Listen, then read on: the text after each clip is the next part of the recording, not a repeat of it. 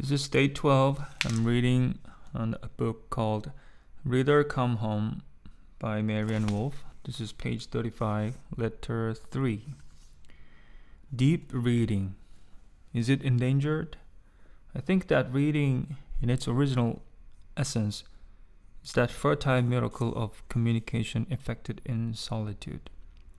We feel quiet truly that our wisdom begins where that of author leaves off, but by a singular and moreover providential law, a law which perhaps signifies that we are unable to receive the truth from anyone else, but must create it ourselves. That which is the end point of their wisdom appears to us as but the beginning of our own. Marcel Proust on reading. Dear reader, you have just tracked the pathways of a single word. We saw in the last letter that the reading of a single word invokes the activation of myriads of neurons, which involves the transmission of signals across multiple regions and all 5 layers of the brain. Now imagine that rather than reading the single word track in isolation, I ask you to decode and comprehend this word in the much more demanding context of a sentence, such as this next one. His love left no tracks, save for the kind that never go away, for her and any who would follow. What's in a sentence? If I ever write a novel, I will fill it with sentences like this, which just ask a great deal more of you than met your eye. If my Tufts colleagues Gina Kupperberg and Philip Holcomb were to use their various brain imaging techniques, from fMRI to event-related potential techniques, ERPs, to watch your brain as you finish reading this sentence, you would be able to observe remarkable expanses of processes that were required to comprehend the varied, possible, even surprising meanings conveyed by it.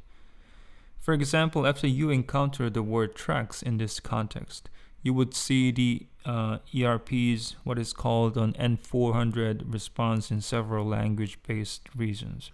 The brainwave activity at around 400 milliseconds in these areas gives an electrophysiological signal of your brain's surprise. These regions have registered something anomalous and unanticipated, in this case, a meaning that was not initially predicted about the word tracks, particularly after all the different meanings of tracks were just primed or activated in you during the last letter. Sentences in which our initial predictions of the meaning of the word are not confirmed required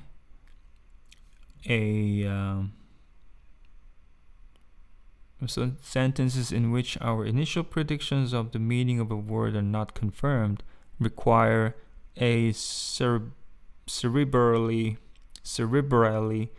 pregnant pause, especially if, as in this haunting sentence, words quietly direct us toward. In sentences such as these, the whole is far greater than the sum of the parts, and the reading brain circuit reflects this in which processes are activated, how long, and where. Your processing of this sentence, or indeed any sentence, is not a simple additive exercise in which all the perceptual and the linguistic activities described earlier in the rings now take place for 20 words in a row. As Andy Clark persuasively writes, when we read words in sentence and longer text, we enter a new cognitive territory where prediction meets perception, and indeed, more often than not, precedes and prepares perception.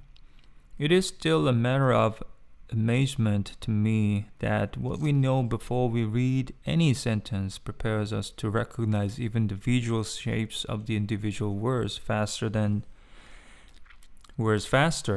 and to understand their meanings more rapidly and more precisely in any new context.